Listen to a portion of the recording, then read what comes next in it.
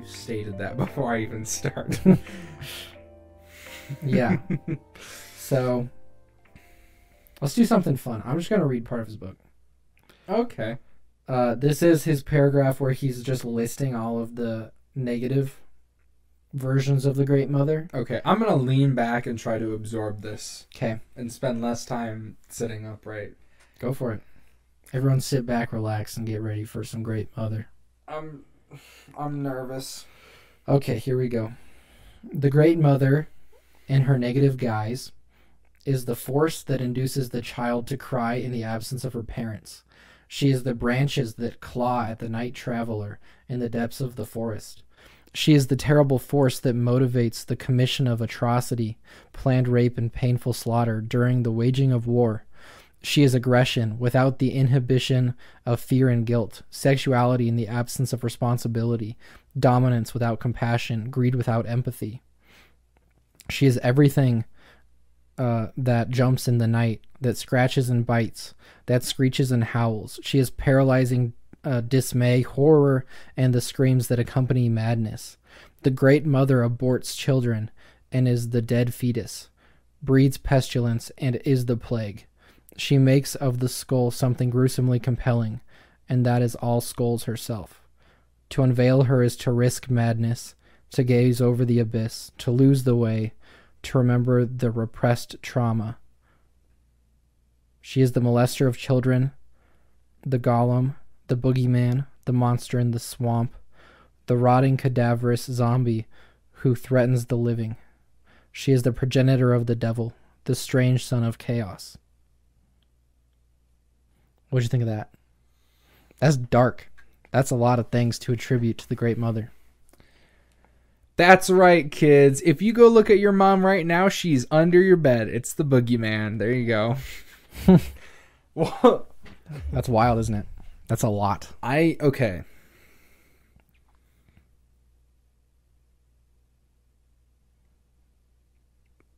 What are you thinking? Are you thinking anything? Yes, but it was overshadowed by the comment that I'm about to make. Okay. Somebody said nice feet in one of my comments. And yeah, I don't know why, but they said nice feet, man. Mm-hmm. So I put on socks just to kind of, keep things PG around here. My ankle just popped really loud. Nice. Okay. Back on topic. I think it's important to point out none of that at all is even close to the Bible. Like you can't bring Jesus around here. No, He'll be sad.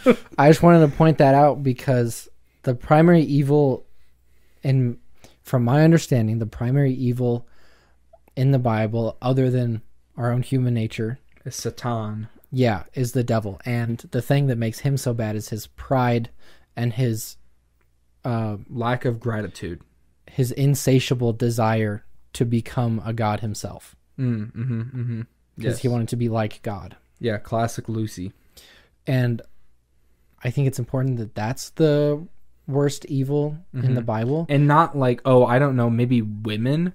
Well, and you can say that all of this stuff, maybe not all of it, I'd say a decent bit of what I just said can come from pride. Why are you throwing stuff? This is my room. I know, I just didn't want it up here. It didn't look clean. Okay.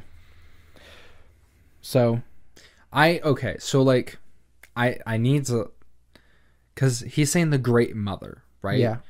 And I have a really hard time trying to look at the Great Mother as not just women, like the ultimate woman.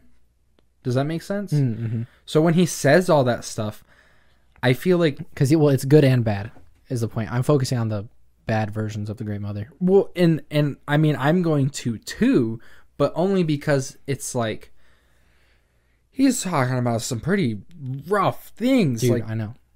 That's not mom. The one that aborts the child and is the dead fetus. And is the boogeyman under your bed is your worst fear. That's not mom. That's not, I would hope that's not your wife or girlfriend, but to each their own. I find it hard to associate it with females at Do you all. understand what I mean? Yeah. So like when he says the great mother, like I can't not draw the conclusion that like the great mother implies like the truest woman. So, but he's attributing the truest woman to so many like heinous things that you could argue are generally associated with men. Well, I think the point is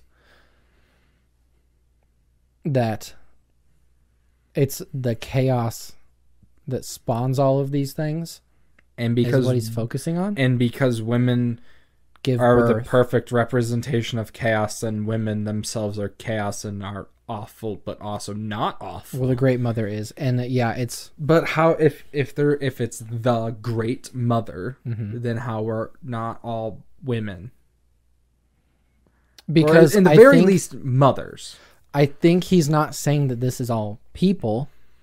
He's just saying that this is represented as the great mother. But people represent this in myth with a feminine representation. But like if you're going to be attributing things, if you're attributing things like chaos, even in the mythologies, to a feminine persona. So if there's a feminine persona in mythology and they represent chaos, and Jordan Peterson is saying the great mother, the ultimate female persona, is the truest representation of chaos, how do you not expect me to draw mental connections to just women, females, femininity? You know what I mean? I think that's like my huge fundamental issue with the whole. The woman is the perfect representation of chaos. How can you say that, because you can't apply that to just general women? Yeah, because I think we can ask a good question off of this is, even if we feel this way about it, do you think it would be conceivable at all that a culture a long time ago could have logically, rationally thought about it this way? Well, yeah. You think so? Yeah. Not our way, his way. Oh, no. No. That's what I'm struggling with. Like, I thought you meant like, sorry, I hit the mic. I thought you were talking about like older cultures looking at women as like awful or something, and I'm like, yeah, I'm sure they did, because they're like crazy. Well, that's what I mean. Then yes, they're his interpretation. Do you think it's plausible that they could have thought about it like this? Not to that advanced level. No. Do I think that? I mean, like, to be a little PG-13 here, like women having periods, I'm sure was not like. What am I looking like? How am I looking to say that? Like, that's just especially. I can't even say the right words, because what I'm trying to articulate is that if there's a king or a male pharaoh, then innately women are below him. Oh, I mean, yeah, there's no denying that sexism's always been a thing. Right, okay. So then if women have like periods and give birth, that is chaotic. So I'm sure they're like just kind of understanding where like women are chaos because they bleed and give life. Right? Men don't do those things. Yeah. Like, so do you think he has a decent interpretation of what they might have thought? I think it's way, way, way beyond their own comprehension. I don't think the same thing with like the Horus Osiris thing, where we understood the point he was making, but we don't necessarily know if the Egyptians actually thought. I think it's quite literally as simple as I said it. I think it's like women have their periods, and which also makes them like hormonal. So it's like so they're gonna act different. They're bleeding, but they can also like produce life. So it's like, yeah, of course they're gonna view women as like chaos, because how do you explain that? Because if you cut a man's arm open and he bleeds for a week, he'll die. But women, but then why can women do it? But also, how can women like carry like children and then like push them out to life, but then also do it again? How does that work? That's just wild. That's basically like mystical, you know? How could you not attribute that to chaos? But like there isn't beyond that. It's not like, oh, there's all like the genitals are hidden, and it's just like that doesn't make sense.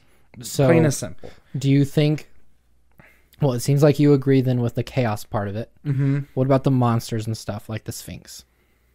What do you mean? Like they were dangerous and like scary and stuff.